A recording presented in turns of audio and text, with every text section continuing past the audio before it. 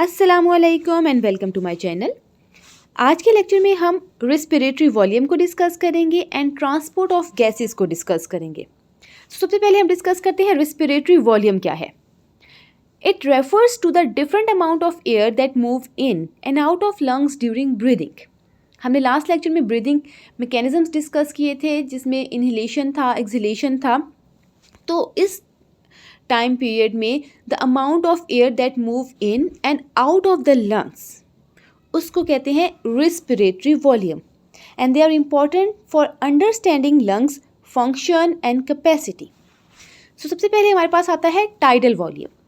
Tidal volume की बात करें तो हम नॉर्मल ब्रीदिंग में जो नॉर्मली एयर इनहेल होती है या एक्सहेल होती है, तो जो अमाउंट ऑफ एयर जो इनहेल हो रही है या एक्सहेल हो रही है उस वॉल्यूम को कहते हैं tidal volume. During normal breathing की बात कर रहे हैं। So the volume of air inhaled और exhaled during normal breathing is known as tidal volume and इसकी वैल्यू है 500 ml। It maintains regular gas exchange.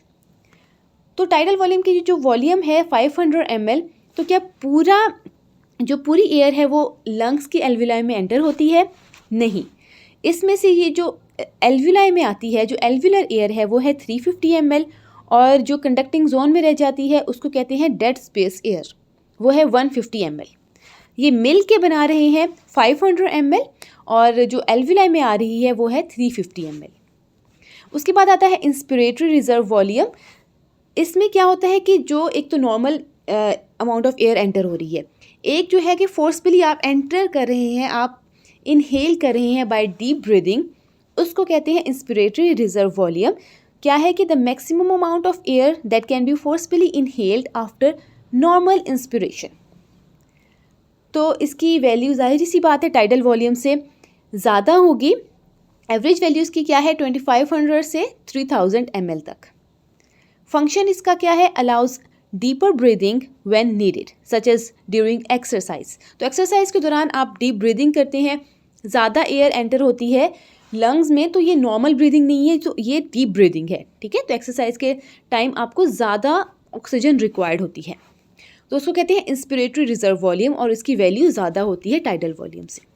और इसी तरह एक्सपिरेटरी रिजर्व वॉल्यूम जो है कि maximum amount of air that can be forcefully exhaled after normal expiration, इसकी value है 1000 से 1200 ml and it helps to expel more air when needed. Now move towards the transport of gases. Transport of gases in human body occurs through the blood and it involves two main gases, oxygen and carbon dioxide। ठीक है, तो oxygen जो है वो body tissues तक पहुंचेगी और carbon dioxide जो है वो रिमूव होगी। This process ensures that oxygen reaches body tissue for cellular respiration and that carbon dioxide a waste product is removed.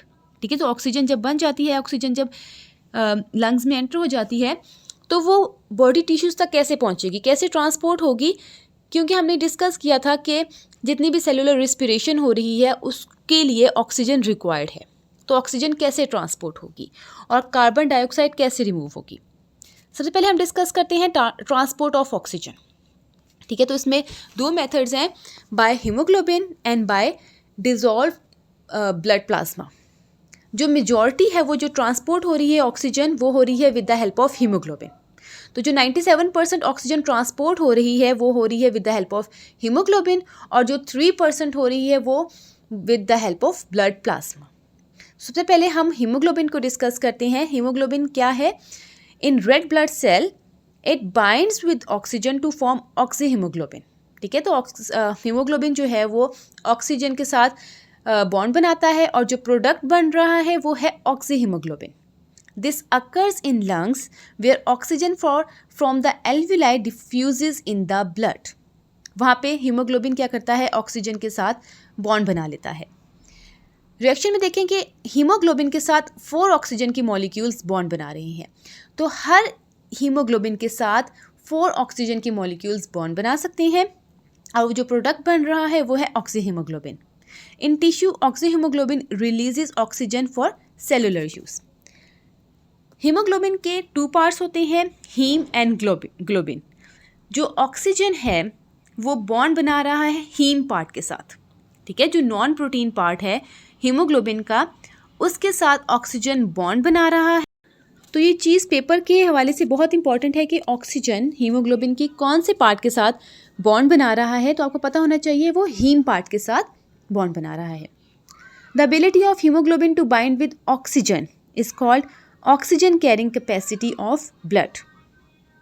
Second जो मेथड है जिसके थ्रू ऑक्सीजन ट्रांसपोर्ट हो रही है ब्लड में, वो है by dissolve in blood plasma. Directly जो है वो ऑक्सीजन डिजॉल्व हो जाएगा ब्लड प्लाज्मा में, और वो 3% जो है इसके थ्रू ट्रांसपोर्ट हो रही है oxygen. A small amount of oxygen dissolves directly in blood plasma and this method is not very efficient due to oxygen's low solubility in water. Now move towards the transport of carbon dioxide. Carbon dioxide जो molecules हैं they are transported in blood from body tissue to the lungs, और जहाँ पे lungs के फिर वो वहाँ पे एक्सक्रीट आउट हो जाते हैं through body. Carbon dioxide is transported in 3 main ways. एक क्या करता है कि वो हीमोग्लोबिन के साथ बॉन्ड बनाता है, एक वो ट्रांसपोर्ट होता है with the help of blood plasma, और एक मेथड है जिसमें वो ट्रांसपोर्ट होता है एज बायोकार्बोनेट आयंस। जो मेजॉरिटी कार्बन डाइऑक्साइड ट्रांसपोर्ट हो रहा है वो हो रहा है with the help of bicarbonate ions, और हीमोग्लोबिन के साथ जो बॉन्ड बना रहा है तो बनाता है एक प्रोडक्ट जिसको कहते हैं कार्ब इम्यूनो हीमोग्लोबिन, और उसके थ्रू जो कार्बन डाइऑक्साइड ट्रांसपोर्ट हो रहा है वो है 23%, और जो ब्लड प्लाज्मा के थ्रू कार्बन डाइऑक्साइड हो रहा है ट्रांसपोर्ट वो है 7%। ठीक है, तो मेजॉरिटी जो है वो बाइकार्बोनेट आयन के थ्रू ट्रांसपोर्ट हो रहा है। सबसे पहले हम हीमोग्लोबिन को डिस्कस करेंगे। तो क्या करता है कि carbon dioxide bind directly to haemoglobin forming carbamino haemoglobin HbCO2। अब जो हीमोग्लोबिन है उसके 2 पार्ट्स होते हैं, एक हीम है और एक ग्लोबिन है। कार्बन डाइऑक्साइड जो है वो ग्लोबिन पार्ट के साथ बॉन्ड बना रहा है, प्रोटीन पार्ट। हमने ऑक्सीजन में डिस्कस किया था, तो ऑक्सीजन जो है वो हीम पार्ट के साथ बॉन्ड बनाता है, कार्बन डाइऑक्साइड हीमोग्लोबिन के ग्लोबिन पार्ट के साथ बॉन्ड बनाता है। कार्बन डाइऑक्साइड का जो पार्शियल प्रेशर है वो डिपेंड करता है कि अगर पार्शियल प्रेशर टिश्यू में ज़्यादा है, if the partial pressure is higher in tissue then the formation of carbamino haemoglobin will occur, और अगर partial pressure of carbon dioxide is higher in blood then carbamino haemoglobin जो है वो release करेगा carbon dioxide. Second जो है वो है method it by dissolve in plasma. 7% carbon dioxide इसके थ्रू ट्रांसपोर्ट हो रही है। Small amount of carbon dioxide dissolves directly in blood plasma and it carried to the lungs, और जो मेजॉरिटी है वो है एज बाइकार्बोनेट आयंस 70%। ठीक है, तो इसमें क्या होता है कि the majority of carbon dioxide is transported as bicarbonate ions. Tissue में क्या होता है कि जब कार्बन डाइऑक्साइड रिलीज होती है तो वो रिएक्ट करती है with the water in red blood cells. ठीक है, तो टिश्यूज़ होते हैं, टिश्यूज़ के पास कैपिलरीज प्रेजेंट होती हैं। टिश्यू से जब कार्बन डाइऑक्साइड रिलीज़ क्यों होगी? सेलुलर रिस्पिरेशन हुई है, सेलुलर रिस्पिरेशन की वजह से कार्बन डाइऑक्साइड रिलीज़ होगी तो वो एंटर हो जाएगी ब्लड में, और वो एंटर हो जाएगी रेड ब्लड सेल्स में। अब जब carbon dioxide red blood cells में एंटर हो जाएगी तो वहाँ पे वो रेड ब्लड सेल्स के अंदर वाटर के साथ रिएक्ट करेगी और वो कार्बोनिक एसिड बनाएगी, प्रोडक्ट बनाएगी कार्बोनिक एसिड। ठीक है, और उसके बाद कार्बोनिक एसिड जो है वो डिसोसिएट हो जाएगा into bicarbonate ion and hydrogen ion. ये जो रिएक्शन हो रहा है वो हो रहा है with the help of enzyme carbonic anhydrase, जो क्या कर रहा है, सबसे पहले क्या हो रहा है कि कार्बन डाइऑक्साइड डिफ्यूज़ हो रही है into red blood cells. Tissue से कार्बन डाइऑक्साइड कहाँ पे आ रही है? रेड ब्लड सेल्स के अंदर आ रही है। वहाँ पे क्या हो रहा है कि कार्बोनिक एनहाइड्रेज जो एक एंजाइम प्रेजेंट है वो इनका रिएक्शन करवाएगा, जो क्या करेगा, कार्बन डाइऑक्साइड और वाटर का रिएक्शन करवाएगा, और उसके रिजल्ट में जो प्रोडक्ट बनेगा वो बनेगा carbonic acid. Carbonic acid dissociate होगा into bicarbonate ion and hydrogen ion. ठीक है, अब ये जो बाइकार्बोनेट है उसका कार्बोनिक एसिड है, फर्दर उसका होगा रिएक्शन, वो कार्बोनिक एनहाइड्रेज ही करवाएगी। अब क्या प्रोडक्ट बने? बाइकार्बोनेट आयंस और हाइड्रोजन आयन। अब हाइड्रोजन आयन बनेंगे तो हाइड्रोजन की एक्यूमुलेशन ज़्यादा हो जाएगी रेड ब्लड सेल्स में। अब हाइड्रोजन आयन अगर ज़्यादा होंगे तो उसकी वजह से वहाँ पे pH कम हो जाएगा।